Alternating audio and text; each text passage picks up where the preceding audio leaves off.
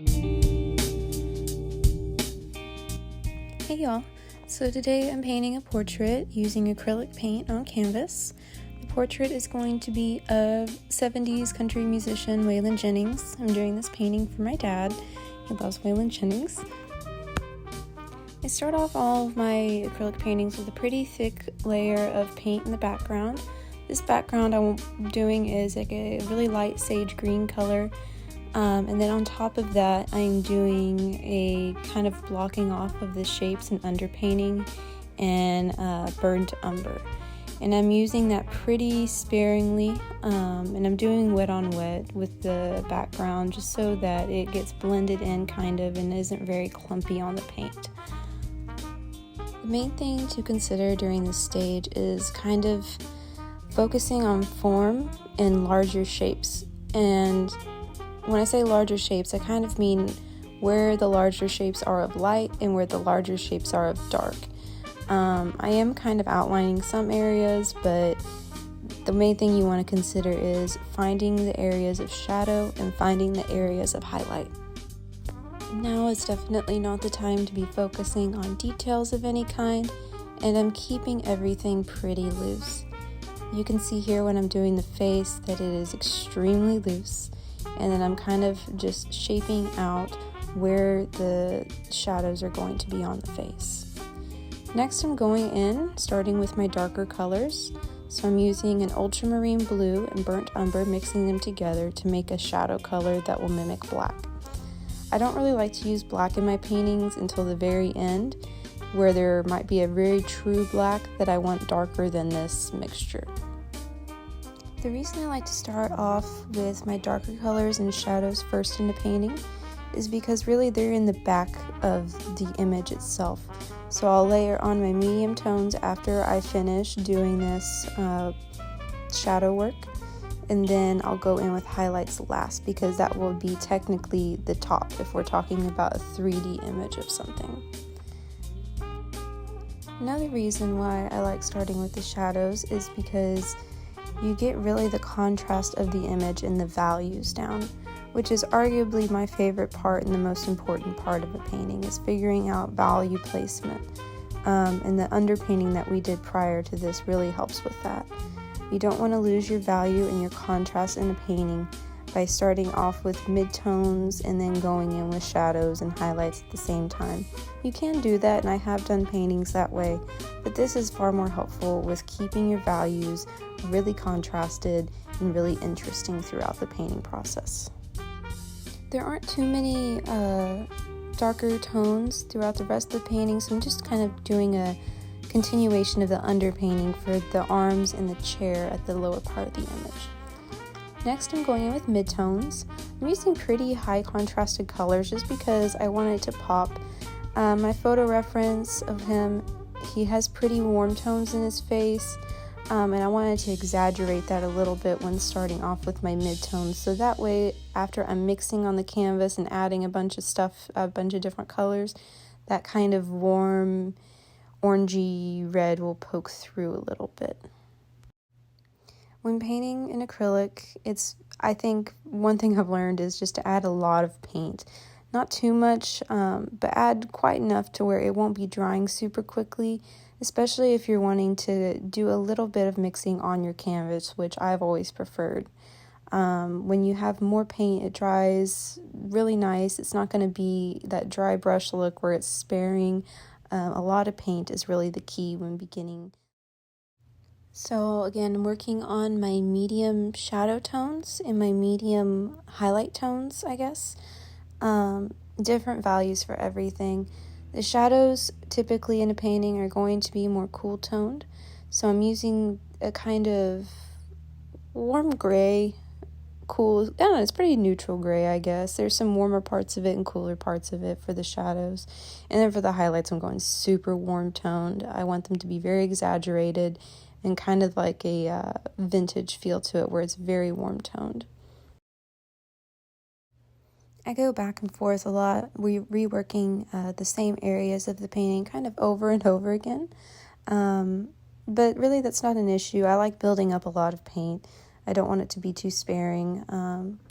So reworking some areas is not a big deal. It's kind of almost trial and error for me, and I know that I'm going to be adding multiple more layers over the top of this when doing details and trying to solidify the face shapes.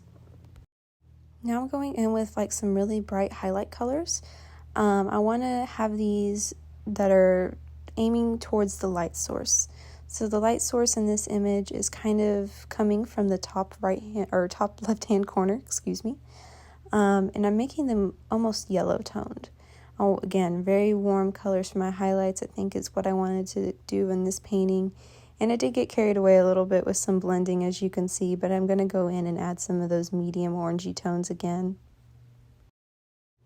I'm still not the best at painting, so I go back and forth between my medium tones, highlights, and shadows kind of throughout the whole process of painting.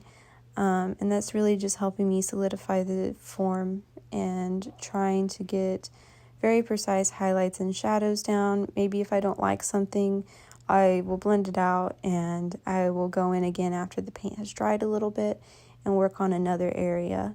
So the neck area, I'm kind of mixing in a purple color, which is a nice trick to do for your shadows, especially in skin tones. Doing kind of like a lavendery grayish purple is a great way to kind of have a bridge between your medium tones and the beginnings of your shadows. So that way they're not too harsh. It's not going to be just a black or a brown color hitting your shadows right up against a line on your medium tones. It'll blend it out with that purple color. And I'm using that up the nose, across the eyebrows. A really good trick if you're kind of confused on what to do on your painting with value, squint your eyes and look at your photo reference, and that will kind of just show you the blocked off images of where the deep dark colors are, and you can go from there with your medium tones, just kind of blending out everything.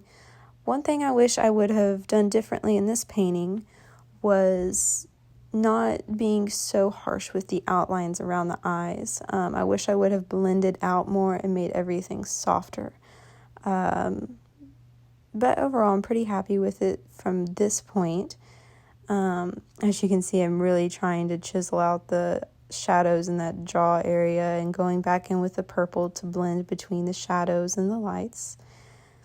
If you wait for your paint to be like almost half dry, that's a great time to go in with a clean brush and just kind of do back and forth strokes to blend. It'll give you a really nice look.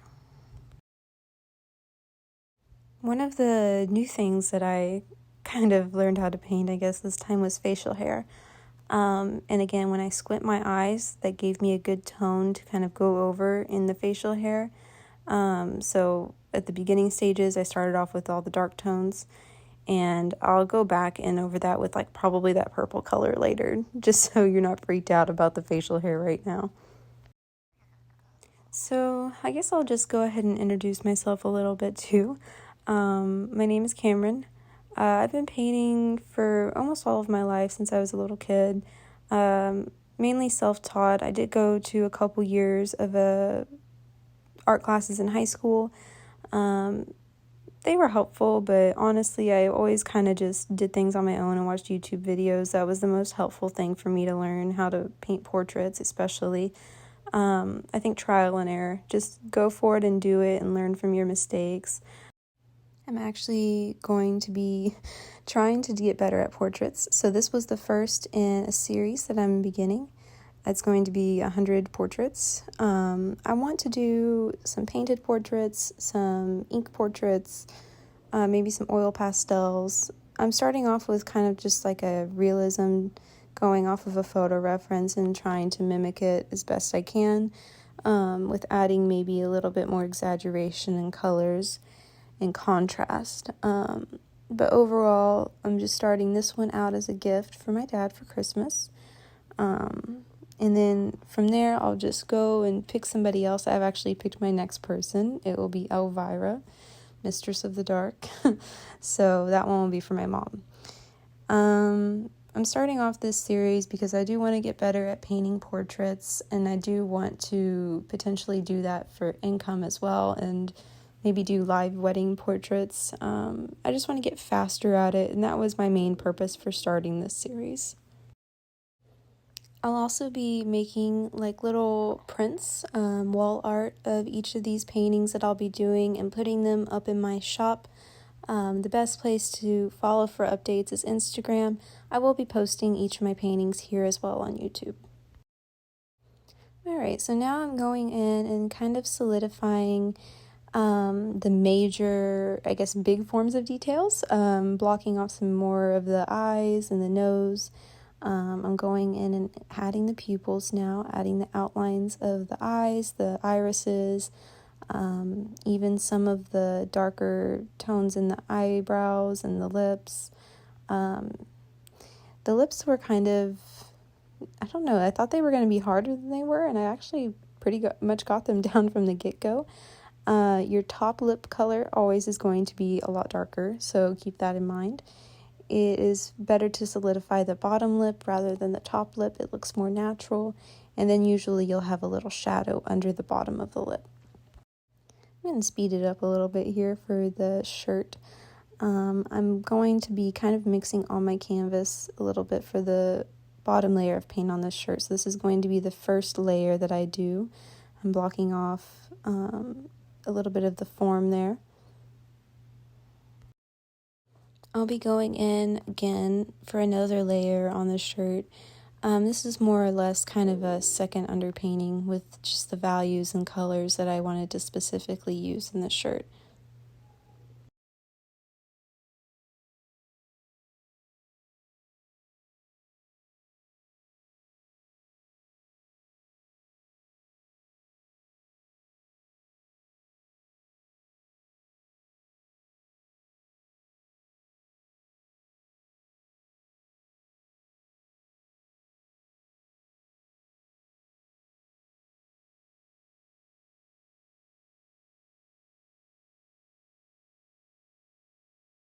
Alright, now I'm going in and doing my second layer of paint on the face.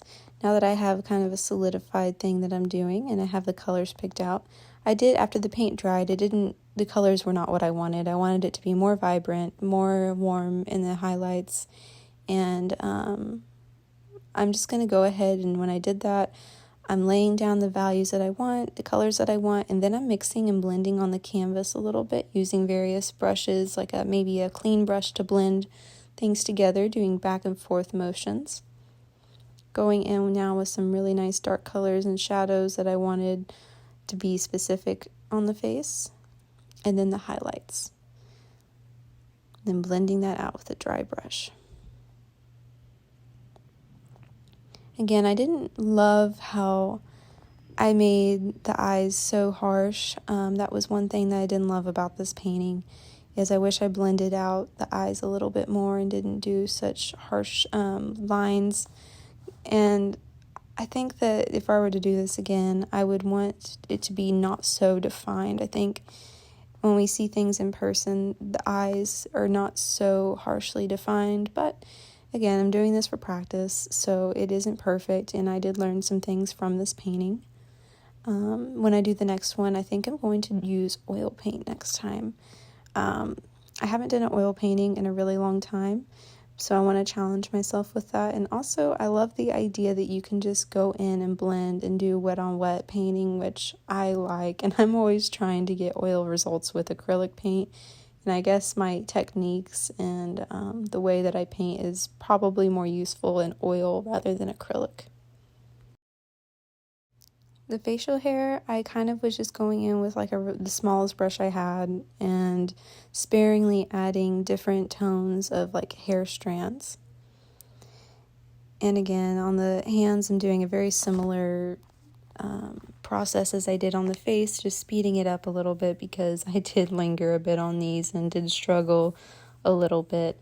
My photo reference, looking back now, I mean, the hands were kind of awkward and weird in the photo and hard to replicate in a painting.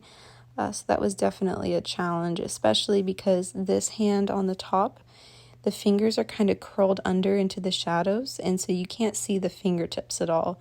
And it's kind of like, it almost looked like his fingers were chopped off when I painted it. So I went in with that purpley color again and kind of just did all of that in between my shadows and highlights, and it did help the hands quite a bit. I do hate that I did all of that line work on the thumb. I think it does not look the greatest, but I can always fix that later. I'm adding a little bit of highlights and shadows too on the rings. The rings were also kind of a tricky part for me, and I think it was because I just went in with white because that's how they looked on the image. But in reality, I should have done, if they were silver rings, I should have added more cool tones. I should have added some greens and some blues to that area of the rings. Okay, now I'm going in with the second layer of paint over the shirt. Like I said earlier, I'm going to do a lot of mixing on the canvas for this just because it was hard to mix on my palette and then put it on the canvas and be like, oh, well, that's not the right shade of blue I want. I want it to be deeper, more ultramarine or more turquoise in some areas. And then also, I just like to get form of textiles by mixing on the canvas with brush strokes. It's really the best way of doing that for me is painting wet on wet and going in with maybe a rounded brush and adding in the folds in fabric that way while the paint is still wet on the canvas. I don't know why, but textiles have always been something I've struggled with painting. It's always been like I'm adding a ton of layers and just doing trial and error, just trying to get it right until it looks good. So like I'm just adding a ton of paint, which always looks better anyways, adding more layers of paint until I feel like I've gotten the highlights right, the shadows right, and the movement down. I think the movement is the most important part of textiles, especially like this looks like a soft denim shirt, and I didn't want it to be too stiff looking. And so adding in a little bit of movement and a little bit of like drag to the fabric will make it look like it's actually falling off of his arms. So again, going in like with highlight shadows, kind of going between the two until I feel like it looks right. I think something I'm going to do just to get better at painting textiles is maybe draping a blanket or a curtain and trying to mimic the way that the material falls and hangs off of things. I definitely need some practice with that. So now I'm going in with shadows that I wanted solidified on his shirt and maybe the chair as well. The chair is very similar color to the jacket, so that was kind of an interesting thing I was trying to tackle, was making it not the exact same color. I wanted it to look like metal or shinier than the shirt, so I'm using a flat brush and kind of going and making it really smooth, doing wet on wet with the blending to really blend out the shadows. I wanted there to be some definition between maybe the harshness of the metal chair and then having smoother, maybe more loose strokes on the shirt. Adding that little highlight is really going to make this chair pop. I did a few layers of that white, so I blended it out really nicely. And then I'll go in later after it's dried and add the harsh highlights on top of that. Kind of solidifying some of the dark tones on the face and the hat and the hair. I don't want to overdo it. I think I did overdo it in a couple places, especially on the left side of the neck. I don't love how harsh that line is. We can always go back with some blue, though, and blend it out into the collar. I'm kind of at the last stages of this painting. I'm pretty happy with the face at this point. If I were to go back and do it again, the eyes, I don't love how harsh they are. But for now, I'm just going to leave it, because it does feel somewhat complete to me. I'm going in and solidifying my shadows, maybe adding black where they need to be. The last thing I'm doing is the hair. So I wanted to keep the hair very loose and undefined. I didn't want to paint every single little strand of the hair. I just kind of wanted to paint the shapes of highlights and the shapes of shadows. His hair is brown, but I didn't want it to be like brown. So the highlights, I'm using kind of a warm gray color. And in the shadows, I'm using kind of a cool brown color with the ultramarine and the burnt umber. And in the highlights, I'm putting a little bit more value or hue into the color. So it's a little bit more brown in the highlights to give the illusion that his hair is kind of that sandy brown color. And then I blend out on hair, especially when it's curly, the top and the bottom of the locks will give it more of a bouncy 3D look. That's just a really easy way to paint somewhat believable hair. And then we're just finishing up, adding a little bit more definition to some of the dark areas. Don't forget the buttons, I almost did. They're little metal buttons, so they're pretty gray in the mid-tones and cool dark tones for shadows, and then almost white for the highlights on the buttons, which I'll do here in a minute. I'm going in with a little bit more on the hair just to finish it out, and the rings. If y'all have any suggestions or even want to order a custom painting, please let me know in the comments. You can even DM me on Instagram at Misty Mountain Vintage. I'll be doing, like I said, a full series of these 100 paintings. This is how the first one turned out. So I'm pretty happy with it. I would love to hear what y'all think. I did learn some things, and I'll be using that next time.